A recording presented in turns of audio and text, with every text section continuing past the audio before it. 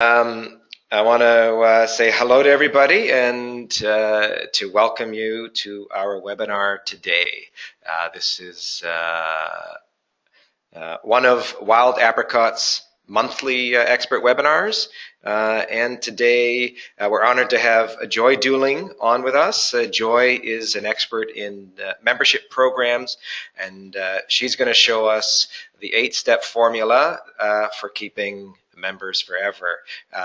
So we'll bring Joy on shortly. In the meantime, let me introduce myself.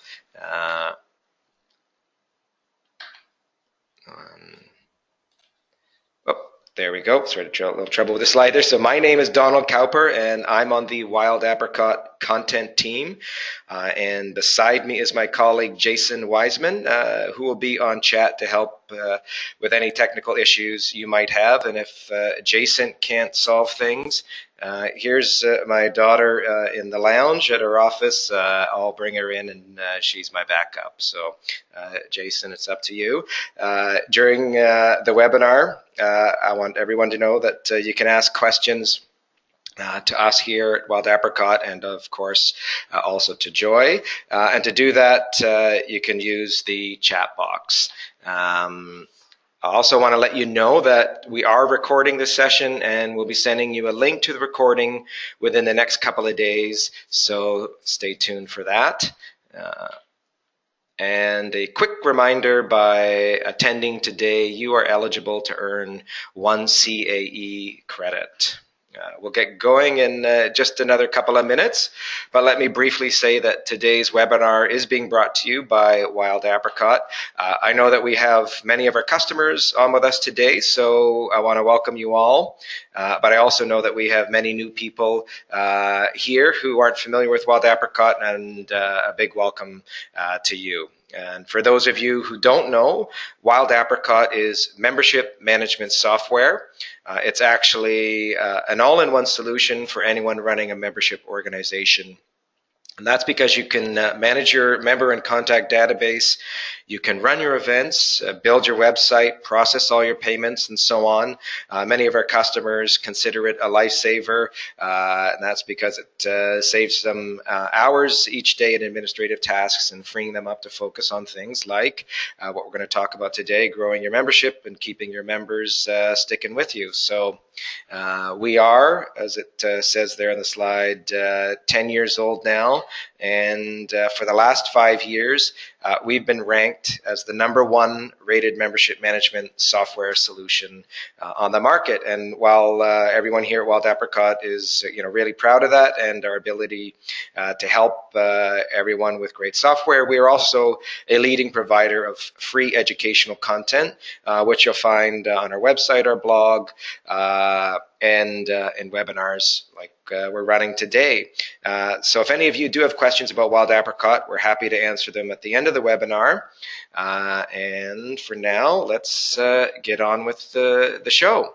Our presenter today is Joy Dooling. Since 2005, Joy and her team have been supporting associations and other member-based organizations as they launch, run, and grow their programs. And in addition to her consulting role, Joy has served as executive director for a community-based nonprofit, and growing that organization from scratch to annual revenues of $1.3 million, and doing that exclusively from membership contributions.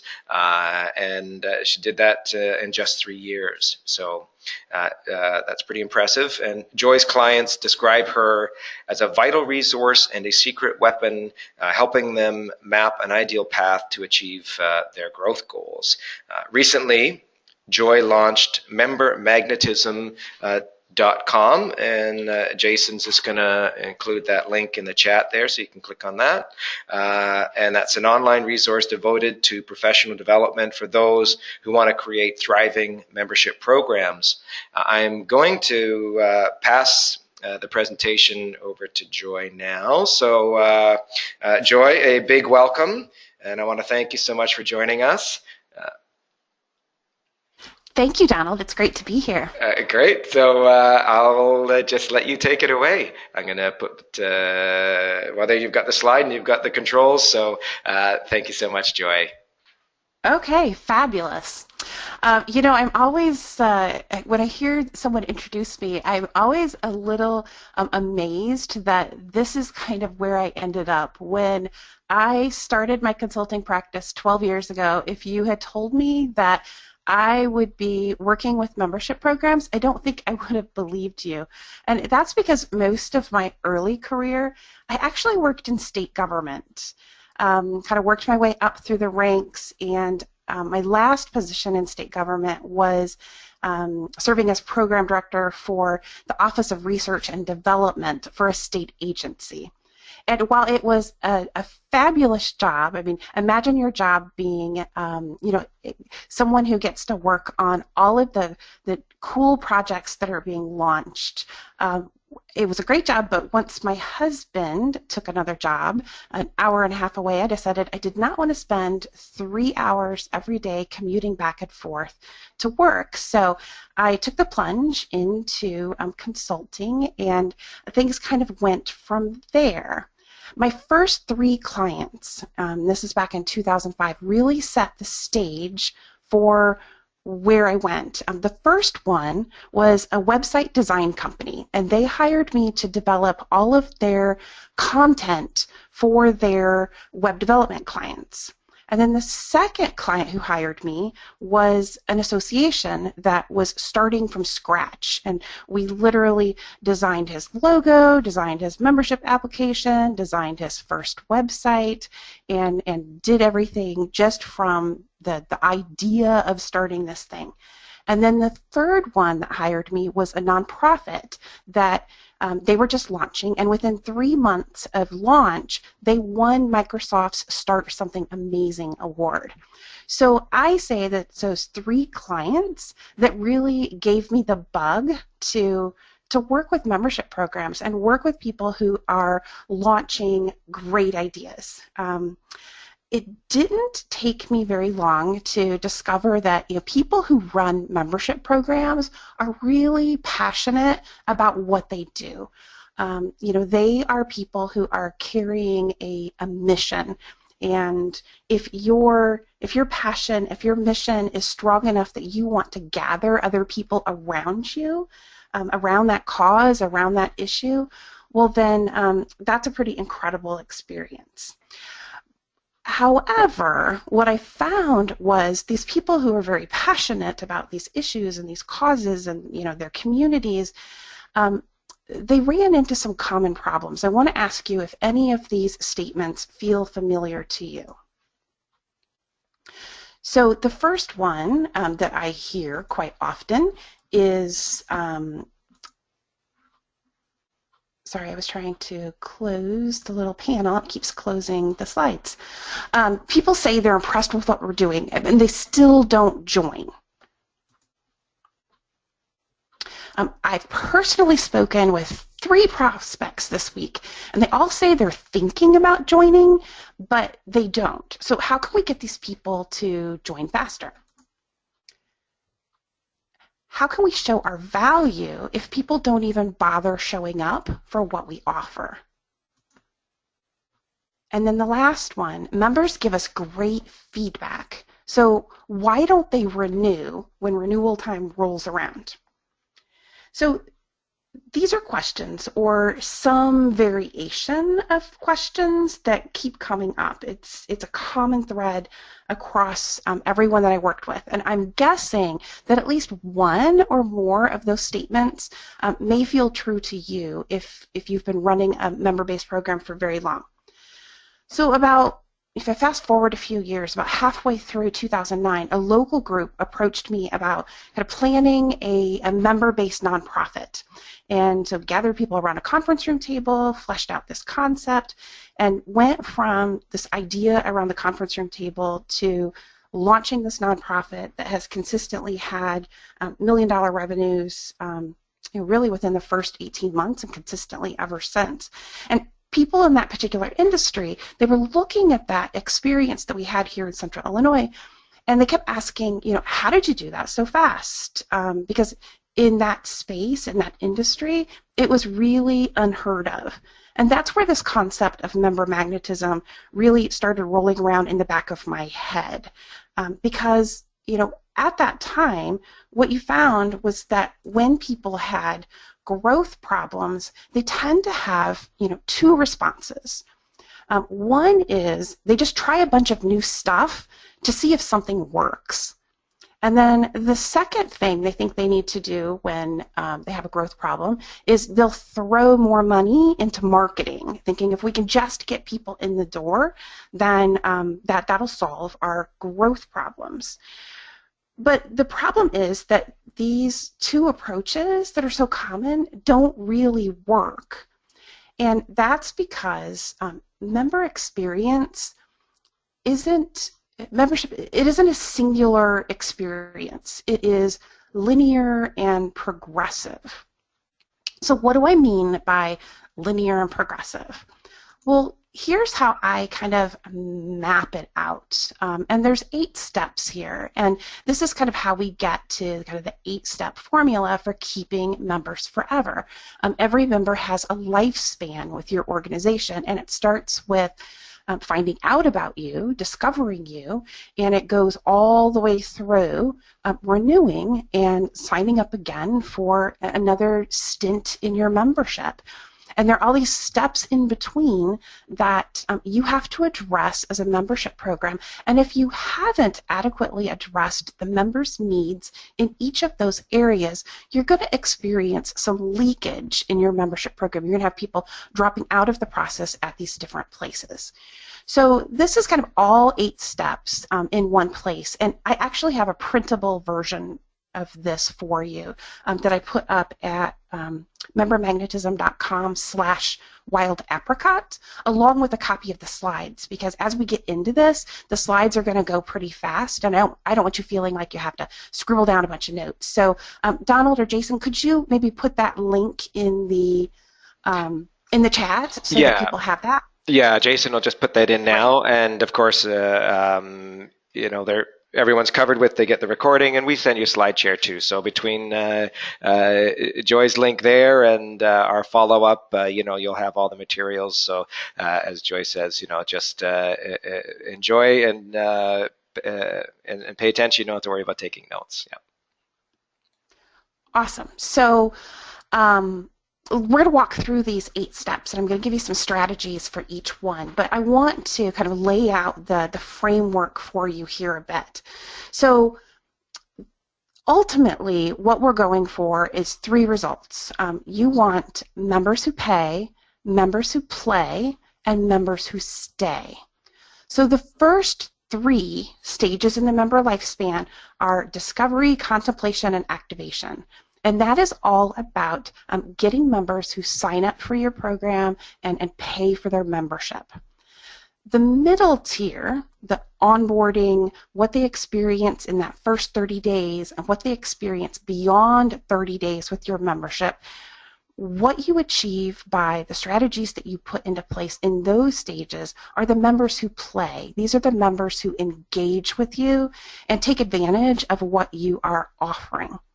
And then the last 2, pre-renewal and post-renewal, what you do in those stages, that gets you to the 3rd result, which is members who stay. And those are the members who renew their membership, who develop that long-term loyalty, and you have longevity with them. So I hope that makes sense. That's kind of the linear progression from people finding out about you all the way through to renewing. So ultimately what we're going for is members who are attracted to your program faster, attracted to your organization faster, so that they join faster. Members who stay longer, so you have that longer retention. And when you do that, it increases your revenue. So you may be thinking, well, that's great, Joy. So tell me something that I don't already know. Tell me, I know if I create something that people want, they're going to join and they're going to engage and they're going to renew. But how do I know what my members actually want in order to embed that stuff into this lifespan process? So this may seem overly simplistic, but ultimately your members are coming to your organization because they want something to change. They want something to change in their business, in their lives. They want to learn a new skill. By becoming a member in your organization, something is significant enough to them to want to see a change. So if they're in your membership for 6 months or a year, they expect that that membership is going to matter. So, it could be something in their business. For example, they want to achieve career advancement, or they want their business to be more profitable. They want to book more speaking engagements. There may be associations and nonprofits and entrepreneurial clubs that focus on those sorts of results for people. So it could be from the business perspective. It could be something in their personal life. They want to experience less stress. They want a more beautiful garden. They want to be a better parent. For a nonprofit or a cause-centered membership, people may want to see change in that issue, more advocacy around that topic. But there's always something, if you boil it down, what you're doing, there's some change that people want. Now, overly simplistic perhaps, but if you look at most membership organization websites, you do not see that change reflected. You see things like when you join, you're going to get 2 webinars on these great topics. You're going to get, 1 live monthly meeting. You're going to be listed in our directory, yada, yada, yada. We don't frame our benefits around the change that people really want. And the way you find out about what people want is you ask them, and you build that process of asking them into your experience with them along the way. So you're asking them things about their challenges. What are their biggest challenges related to whatever the topic area is that you focus on? If you could change one thing this year, what would that be? Alternative solutions is another really great question to ask, and a lot of people don't want to go there because they think that it will highlight their competitors. But if your members were not a member with you, how would they be solving that problem that you're focusing on? They would be seeking solutions elsewhere. So, where would that be? And then, of course, you can ask them about their preferences, how people prefer to learn. Do they want live meetings? Do they want online webinars? Would they prefer to have written transcripts of the work that you do? Those sorts of things. So when you ask them, you can start building that into their experience. So let me show you a little bit about kind of how this concept of change and how this concept of understanding what your members actually need from you, how that kind of blends into this member lifespan. So if we start with the first stage and we look at discovery. So discovery is the stage that goes from when someone doesn't even know about you to that instant that you pop into their consciousness. They run across something that you're involved with, and all of a sudden they realize, oh, there's an association that, serves this industry. Oh, there's a nonprofit that, rallies people around this cause. There's a business that solves this problem. So that's discovery. So one of the things that you can do as you're thinking about discovery is how could you position your membership around where people would be searching for solutions. So if you look at the example of, let's say, a parenting support group, a parenting support group could partner with related blogs. They could distribute information to pediatricians. Those sorts of things, kind of taking that, what is the change that your members tell you they want?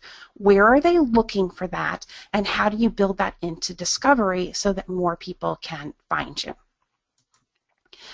The second piece, as soon as people discover you, then they go into contemplation stage. And that is where, they are making the decision about whether they're going to join or not. They're contemplating membership and its value. So in terms of the member experience in that stage, what you want to do, one strategy, is kind of reframing your membership benefits to speak directly to that transformational change. And one of the easiest ways to do that, and you can look at the way you have framed your membership benefits on your website or on your application, anywhere where you talk about what your organization does, add the words "so that" behind every benefit that you list. So it becomes, we offer a monthly networking meeting so that, and then answer the question. And it's by answering that question that you drive home the change that people want. That's where you're able to emphasize that. So, we offer an online membership directory so that what? We offer monthly trainings on this issue so that what? And that's where you can feature the change, and people who are in that contemplation mode and they're thinking about whether joining your organization is going to be impactful, the more you're able to emphasize the "so that" part of it, the more powerfully they're going to feel that you're able to bring value to them. So the third piece is activation, and this actually is perfect that we're doing this presentation with Wild Apricot, because activation is really about that buying experience. How is it that you walk people from being a prospect who has decided that they want to join to actually joining? And you could do that with technology, or you can do it in paper format, but however you do it, it needs to be easy. It needs to be seamless. When someone has achieved what you want them to achieve in contemplation, which is kind of raising their hand and saying, "Hey, this sounds great, I'm in, I want this change that you're promising," you want them to be able to immediately take action on that decision. So you make it easy for them to get the application, easy for them to fill it out. You offer creative opportunities, creative ways to kind of get that activation process in front of them. So you can do things like combining membership with event registration, so it happens all in one. You can package your membership with partners, and like I said, you can do it electronically or not electronically, but you want it to be easy. So the fourth stage in that kind of member experience is onboarding. So onboarding is the instantaneous process through which you welcome people to your organization. So once they've made that decision, once they've given you their credit card information, they're in, they need to get some sort of welcome from you, and it needs to be immediate. So one thing that I tell people is that with your welcome email or your welcome kit or whatever it is that you are providing them with immediately, you go for validation of their decision to join and not overwhelm by everything that they could possibly participate in. So you can do this, like I said, it could be a welcome email, it could be an email series, it can be kind of sending them a PDF of your offerings, but as soon as they go into this onboarding stage, they are shifting from value anticipation to value validation, and they're looking for proof from you that they made the right choice. Your first 30 days, after you've onboarded them, welcomed them immediately, the first 30 days is the next really critical step in the process. And that is because their experience in the first 30 days is going to set the tone for whether you can actually solve a problem for them. Are you making a difference for other members? Are you going to make a difference for them? Are you actually impacting the the cause that your nonprofit is established around? Those sorts of things. So in this stage, you're going for quick wins, and you're going for kind of proof that they made the right choice. So one strategy that you might try in this particular stage is gamification. So you may have a list of, let's say, 5 things that are really important for new members to do. Maybe you want them to visit your community. Maybe you want them to register for a webinar or a live event. Whatever those things are, that as you look at your membership and your members who have really developed kind of that long-standing loyalty to you, if you can think about kind of what made those relationships successful and how can you kind of trigger actions to happen very early on in that first 30 days, how can you make that happen, and how can you reward that for happening? So, when I have people come through my advanced program, which is a membership program, I give new members points for completing a few specific actions. And it makes a difference, not only because they're taking a physical action, but because you can see them. You can see whether they are engaging very early on, and if they're not, you can you can do follow-up and make sure that you're actually kind of shepherding them in that direction. So after that initial 30 days, when people kind of go into the routine of what your membership offers, we're talking about this period beyond 30 days, and this is when you're delivering your normal benefits that lead all the way up to their renewal period. So depending on how often you do your renewals, I mean, this might be a monthly period, this might be 6 months, if you have an annual membership, this might be what's delivered all year round.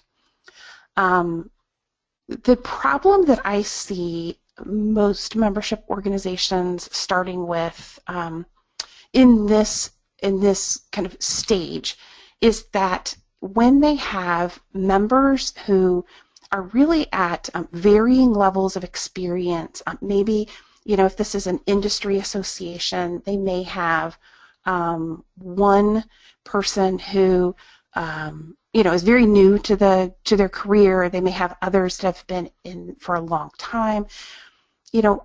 A lot of times these memberships, they try to kind of offer a little bit of everything for everybody, so that at some point in the year you're going to get something that's really appropriate to you. And that approach dilutes the power of your value.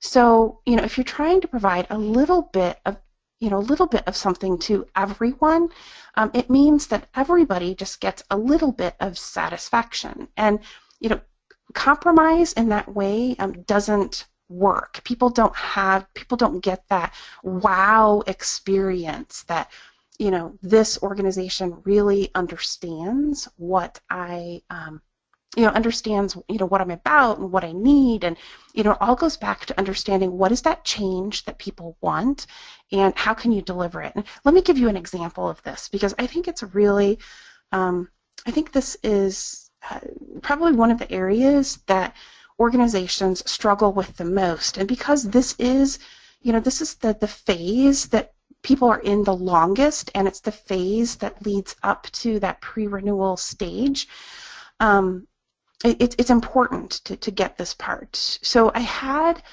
a photography association come through one of my programs, and the membership coordinator had talked with me about this challenge of they have a really diverse membership. So their association focuses on nature photography. And she said, when they've surveyed their audience, they really have, 3 different types of member.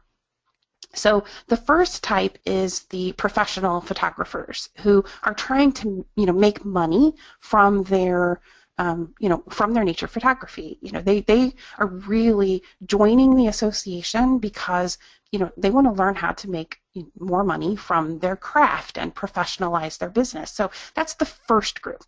And then the second group that they were attracting to their association were the people who, they're new photographers, and they wanted to understand how to take better pictures of their nature subjects. And then the third classification of members, when they did this survey, it came back that, this third group wanted, they wanted to understand how to take, they wanted to understand the subject of the photography. So they were part of the association because they like nature photography. They like looking at it. They like understanding, how, animals act and behave in the wild. So 3 very different types of members. So what they had been doing up to that point was really trying to provide a little bit of everything to everybody. And what we were able to do with them was, define different tracks for each one. So you didn't have the people who were just interested in nature photography, getting the same sort of activities from the association as the people who were professionalizing things, and vice versa. They were on a track that was specific to what they needed from the association. And that's the kind of thing that I'm talking about. If you can figure out kind of who the people are in your association and what the change is that they need, and recognize that you may have these different groupings within your organization that need different things, it allows you to plan specific tracks for each. And that's going to really increase the relevancy, and people are going to get to the end of that engagement period and they're going to go, I got exactly what I needed. I am in a different place this year than I was this time last year, and this organization made that difference happen. So the 7th, and we're almost to the end of the stages, this is the pre-renewal period. And this is the period where people naturally start thinking about, oh, the renewal period is coming up. I have to convince them that they've had value. Well, if you're just starting to think about that in the pre-renewal stage, you're too late. So, pre-renewal, yes, you're getting into the point where, you're sending renewal invoices and things like that. But you should be embedding opportunities to reinforce the value of what you've been doing all the way along. And it leads you up to this pre-renewal stage, and the pre-renewal stage can be really short if you've done the work and the value reinforcement as you've gone along, because if you've had people do some personal benchmarking, if they want more speaking engagements booked, and they've joined the Speakers Association, and their big goal for the year is to achieve that, and they want to see how the Speakers Association has helped them do that, then if you provide some opportunities for that personal metric tracking all year long, they can see if that's happened. If you can embed case studies of how members have booked more speaking engagements, that reinforces the idea that the value has been achieved because other people are experiencing success. And then, of course, taking opportunity, and I know a lot of membership organizations do this, but I just want to kind of reinforce this idea for those of you who aren't. Giving kudos to members who have achieved success in something is really powerful social proof. So if you aren't leveraging that, I strongly encourage you to do so, because it reinforces that that value validation that you need to have achieved by the time you get to this point. So if you're successful in the first 7 stages, you get to post-renewal. So post-renewal, is an interesting stage, because what I find with organizations when we talk about kind of their processes is that they spend a lot more time chasing the people who are lapsing, who have let their membership expire, than they do really paying attention to the people who have actually renewed. Sometimes renewal happens and it's just treated as kind of business as usual. And the problem with treating renewals as kind of business as usual is that the next time renewal rolls around, if nothing has really changed, the member is going to get to the point where they question whether there is is there a path forward? Is there more to be gained by staying engaged longer? I hope that makes sense. So I call this stage renewing the romance. So renewing members really are the holy grail of growth. It does not matter how many members you bring in on the front end if you are losing them when they get to this point of renewal. So one of the clients that I had who I think has been kind of reinforcing renewal beautifully is their focus is on animal welfare, and they created recognition levels that are themed around the maturity of a wolf pack, which I thought was just a really creative tie-in to what they do, and it turned out very, very cool. So I encourage you to think about, members who are renewing and how you can kind of reinforce that choice to stay loyal to you, and how you can show them a path forward to greater change, greater leadership, greater engagement, and what that looks like that's different than someone who's just starting out with you on day one. So when I talk about kind of these concepts, these strategies, and understanding more fully the idea of member experience and how you kind of embed that throughout the member's lifespan, there are 3 things that people commonly tell me that they can't get this done in their organization. And it's almost always these 3 things. So the first thing people will tell me is, this is great, but it's a little overwhelming to think about making changes from beginning to end. And I'm really not sure which place it is that, we have the misfit or we have the gaps. So for those people, I point them to an assessment, a 1-page assessment on the website. So if you go to membermagnetism.com/assessment, you can actually walk through that. Jason will just include that link in the chat right now. So. Perfect. Okay. Great. So then the second one is that they're not sure that their board is really going to understand this. They're not going to get it. They won't support it. They won't pay for things like this. So the other resource that I wanted to share with you, I share with them, is a calculator that you can use to, figure out how many members it's going to take to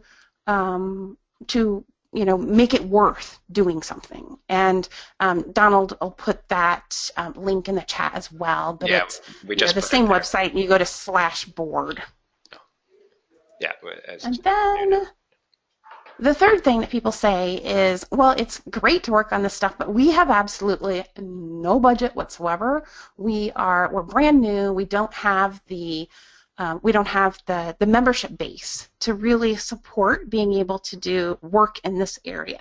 And for them, I say, well, every other Friday I go online over my lunch hour and I answer whatever questions you have. So if you have no budget, that is a place to start, because you could submit any question and I will answer it for you. So I guess at this point, I want to pause because I'm talking about questions, and you may have some questions. So do we have questions that have come in through the chat that I can answer right now? Yeah, actually. So, any thoughts? This is from Janine. Any thoughts on the best strategy? Sorry, Jason. Actually, they're scrolling. Sorry. Any thoughts on the best strategy to transition from free to paid membership? Are there sometimes drawbacks to having paid memberships? And is there a growing trend for organizations to explore other options for generating revenue other than memberships? That's a great question. That's a lot of questions It is a lot of embedded in questions. there. So Yes. I mean, I think it's the let me try to answer them yeah. one by one. So transitioning from free to paid memberships. So when organizations are struggling with that, what I typically look at is what's the differentiator for the paid program? And typically what I see is that there's just a longer list of benefits. And this kind of goes back to needing to be really clear about what the change is that your membership is supporting. So people come in, they want something to change. How are you making that change happen? And I draw a line between free and paid membership in that I think that the only things that you should be offering in your free membership are things that help people understand, tell people that we understand what the problem is, we understand what this change is that you want. We intimately understand the challenge and how to solve it.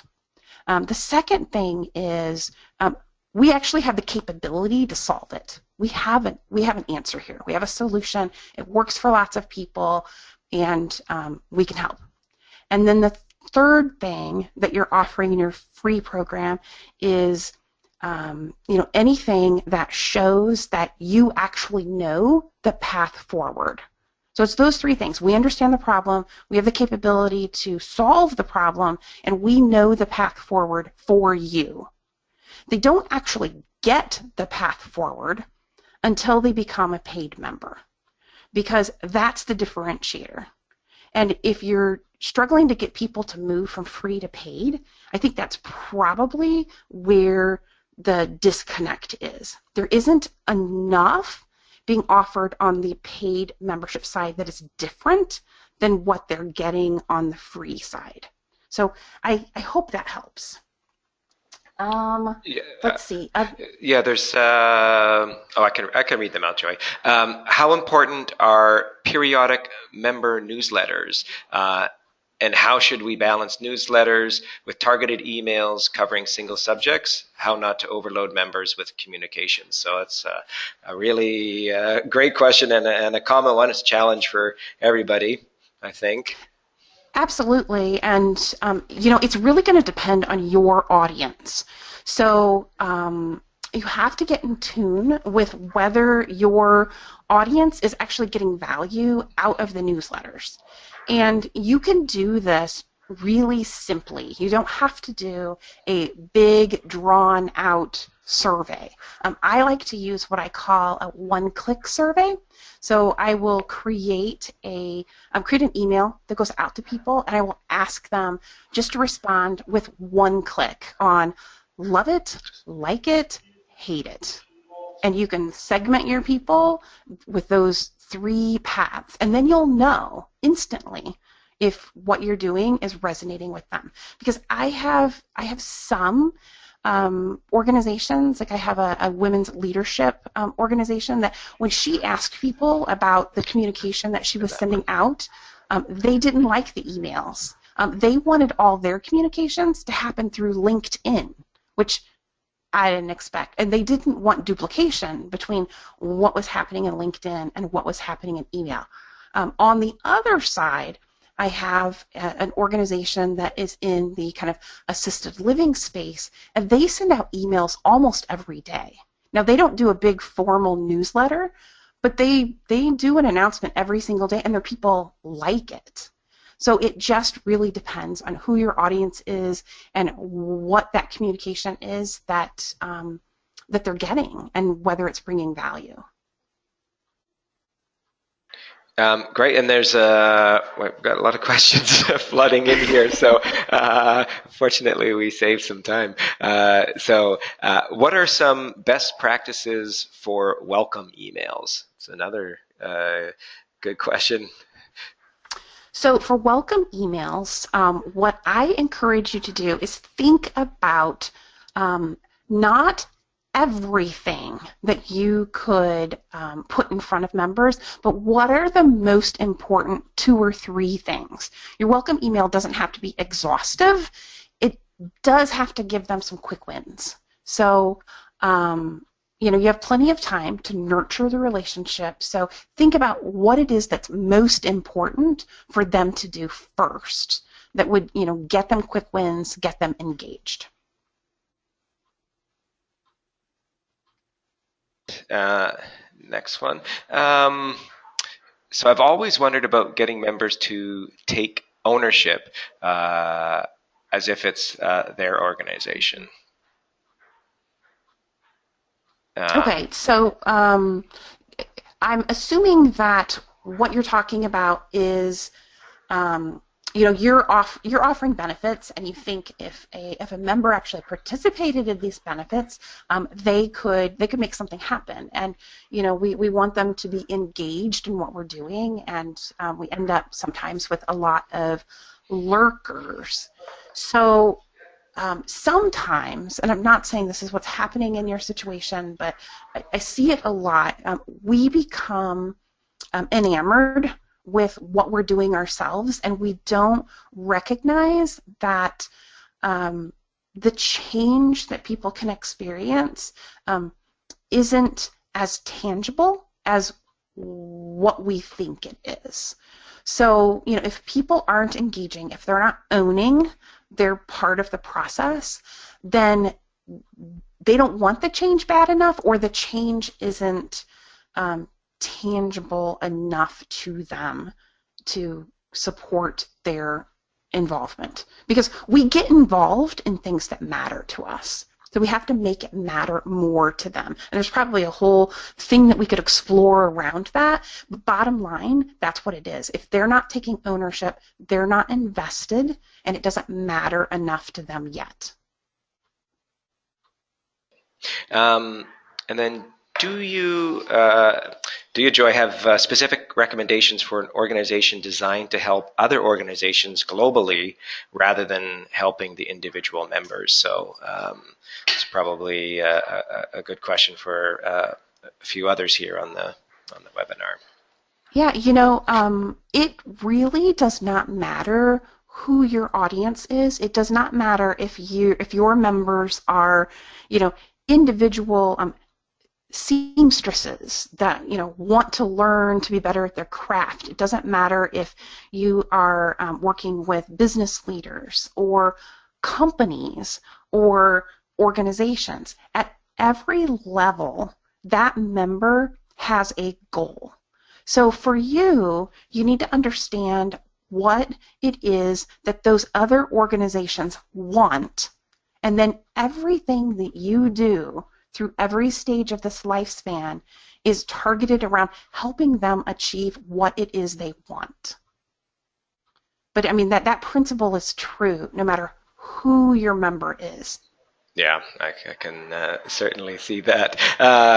So how do you manage social media with a volunteer organization? And adding the comment that it seems so time consuming, and we certainly feel like that over here too. So No, I completely understand, and I am not a social media expert by any stretch of the imagination. I tend to be in relationship with my clients, either directly through my courses or directly through my consulting, and I don't do a whole lot on social media. So I think there are probably better experts that Wild Apricot can involve to answer all of your questions around social media. And I could give then, you opinions, but I'm yeah, not an expert. and actually, I have Jason paste in the link to our past webinars because we do have some webinars from last year about social media. We had some great social media experts on. So if you go to this page and if you just search for the word social or something like that, you'll find Jason just getting the link now. You'll find some webinars that you can easily access there. So. Awesome. So thanks, Joy. And then we have quite a few questions. So we'll just see if you can do some rapid fire answers because I'd love to get through as many as we can. We'll do a few more minutes here, and then there's some questions about using wild apricot for some of the things that you're talking about. So we'll get to that after your questions, Joy. Hey, Donald. Yes. The other thing I was going to say, do you have a way of capturing those questions Yeah, and sending them to me? for sure. If we can't get to them all, we can send you the questions, Joy, and then you can you can get maybe back to the people individually for sure. So we'll do that Yeah, as well. Yeah, I'll answer the questions in one of my Free Advice Friday open hours, and I'll record the answers and then post them. for sure. That sounds great. Okay. Thank you. So, what if your program requires years to see results for members? Results require government or courts to take action. Thus, can take years to see results. What do you do? Then you show people the action that you're taking on that with everything that you do. So you show them a high degree of effort, a high degree of activity toward the change that they want. A great, valuable, quick answer. So, any thoughts on encouraging members, attendees to bring a friend of theirs to the membership meeting? Well, I think you have to offer things that are enticing, things that are interesting that they would actually want a friend to experience. So I'm not a big believer in discounts. I know a lot of organizations do that. They'll give, friend discounts. I prefer to give bonuses. So if you think about something really special that someone can earn for bringing a friend, that usually tends to have a more positive effect. And have you ever suggested, it's an interesting question, that an older association reduce the number of different groups they are trying to service and refocus to do better serve a smaller constituency? Well, I don't personally have any clients who have been through that process, but I think it makes a lot of sense when you look at take your average take a business. Businesses tend to experience better results when they have a tighter niche. So, it's the same thing for an association. If you look at, or, a nonprofit or, whatever type of membership organization you are, if you look at, where are you achieving your best results? Where are you investing time and money and energy where it might not make sense? It may be a smart move to focus on, who you best serve, who's actually getting great results, and move forward with them. Yeah. More tightly. Sure, I think that makes sense. How do you use a benchmark for engagement? So how many of your members are actually participating in your programs is one. If low engagement, what do you do to increase it? Well, I think some of those one-click surveys that I talked about earlier, where after you do something, you just ask a single question that they can answer in one click, it will start giving you valuable feedback on whether that is resonating with people. But obviously, your engagement metrics, I think, are going to be things like how many attended, how many actually did something. With the information that you offered in the webinar, I think offering those opportunities for people to apply it and to give you feedback on it are, two really valuable things that you could do that organizations don't necessarily do all that effectively. Is there any one step that you would advise to focus on first, e.g. onboarding existing members and getting processes right for the first 30 days before seeking new members? That's actually a really insightful question because you have to prioritize, I guess, with your own resources, right? Yes.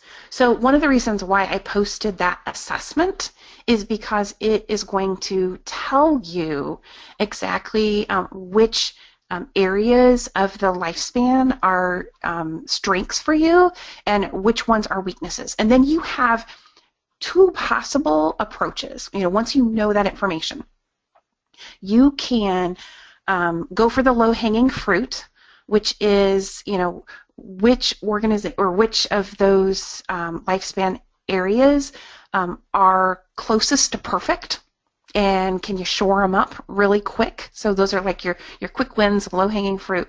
The other approach is to look at the organizations, or look at the lifespan areas that are weakest for you and focus there, because those are the areas where you could use the most improvement.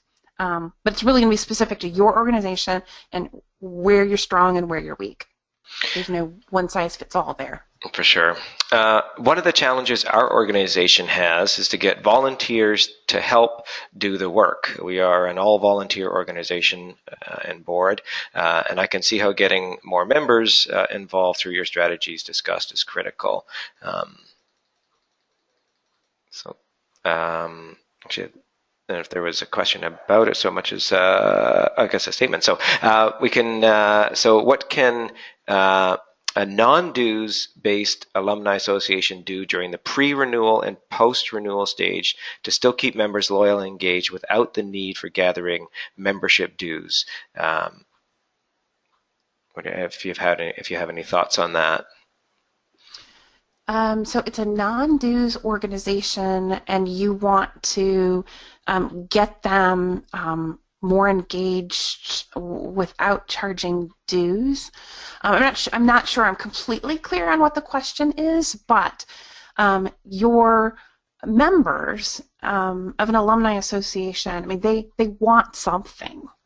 They want something out of that involvement with you. So once you identify what it is that they want, then you can deliver that out. My daughter is a junior at the University of Oklahoma, and I'm a member of their parents group, and I think that they do a great job of giving the people in that group what they want. I mean, we have scholarship opportunities, we have early tickets to football events. I mean, they're always building things in that get the parents more involved. We get a calendar of like when critical things are happening and like questions that you should be asking your student in this part of the semester and that part of the semester. So, I mean, they know that most of us, our parents, are concerned about our kids being so far away. So they've done a great job of tapping into what the change is that we want.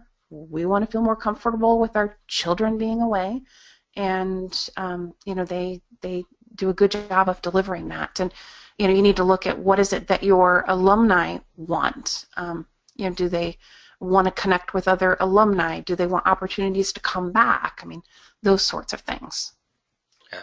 And here's a question. We send out weekly email blasts, but we are seeing that only about 50% are opening. How do you get more people to open to see what's new? Actually, I mean, I'll just make a comment. Obviously open rates can be particular to every organization, but 50% is actually pretty high. So, to get people to open, it's really about the headlines. So, there's all sorts of things you can look up to make, your headlines hooky and things like that. I don't know if you have thoughts to add. Joy? No, I was actually thinking the same thing. That 50% is actually pretty good based on what I've seen. Yeah. And then do you have any documents or I know we're snuggling up to 3 here, so just do a couple more. Do you have any document or templates to create the member experience process from joining to post-renewal? Maybe everyone can sort of reach out to you afterward for questions like that, I suppose. Yeah, so if you go to that website that we posted earlier, membermagnetism.com/wild apricot, I actually posted the kind of the 8-step process, and then the templates. I mean, those are things that I provide to people in all of my classes. Kind of walk people step by step through this process. Okay. And then how do we approach the need for an executive director with no money? Our nonprofit is being run by the board alone. Hmm. I don't know that I can Uh, necessarily help you with that one. and let's, in a global organization, how do you tier membership in the level of paid membership reasonable for various countries and income levels? I don't know if you've dealt with that either. Um, really not any more than what I explained earlier about what you put in your, free offering versus paid offering. But I think for any organization that's going to have kind of multiple levels, and I mean this goes for, having levels. Maybe you have an industry association, you have people who are brand new to the industry, just coming out of school, and you have people who have, been involved for a long time. And it's really the same thing with, you may have people in different countries who can afford different levels. I mean, you just have to get in tune with, what it is that people want to get from the organization. What can you actually deliver, and the price point that they're going to be willing to pay. So there's a bit of a game there that you have to figure out. Okay. So Joy, we have a few more. I mean, if you're to put you on the spot right now, but if you've got a few minutes, maybe we can run through a few more. There's so many good questions. If that's just another few questions, is that okay, Joy? Yeah, I'm fine with staying Oh, on. okay, great. Sorry. So any suggestions on how to implement personal benchmarking? It sounds like a great idea. So I have clients who have done this in different ways, and it can be as simple as creating a one-page tracking sheet that you give people when they initially come in, and you have them record every month what's happened, what's changed. And you encourage them to just have, maybe 2 or 3 things that they track. But it's going to be a matter of figuring out, again, what is the change that your organization is supporting? And the thing that I love about tracking personal metrics is that it kind of keeps you accountable as well, because if people are tracking, you also have to be really cognizant of everything that you deliver. Is it actually supporting them making that change that they want? So it's just going to be a matter of kind of figuring out your tracking mechanism and keeping it simple so that people can replicate that, every month. Right. And here's a question. I know you already shared some thoughts about discounts, but what's your opinion about offering membership discounts to give people a low risk opportunity to give the organization a trial? I guess that's with a discount with a trial. So, and then they've said that we've had a lot of success with this and a pretty high renewal rate with these folks. Um, Yeah, I think as long as you are showing them value in continuing, I think you'll be absolutely fine. The problem that people run into is when they give away so much for free and they don't force people in any way to move up. So it's like you can be a member free forever, and you're getting so much value out of that free level that you don't. There's no reason for you to move up. But as long as you're giving it a trial and you're delivering enough value to compel them to stay in and renew, then kudos to you. That's exactly what you should be doing. for sure. And here's one. Well, it's our organization is made up of all volunteers, including the board of directors. How do we get new members to become interested in volunteering for board and committee positions? What should we include in our information as we seek new members to become more actively involved? And I'll just say there's a lot of resources on Wild Apricot, and including some of those past webinars as well on volunteers. So there's some resources that you can look for on our website. But Joy, if you wanted to throw in a quick response there.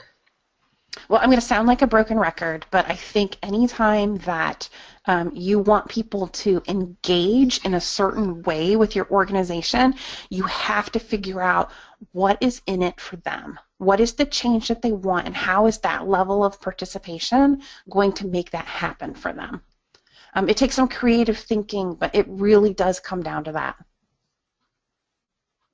So we'll do, Joy, we'll do two more, and then because we'll get on to some other questions I know people are asking about wild apricot. So how do you suggest keeping those who have been in the industry for a long time interested while still addressing the needs of those who are new, all while not diluting too much? So.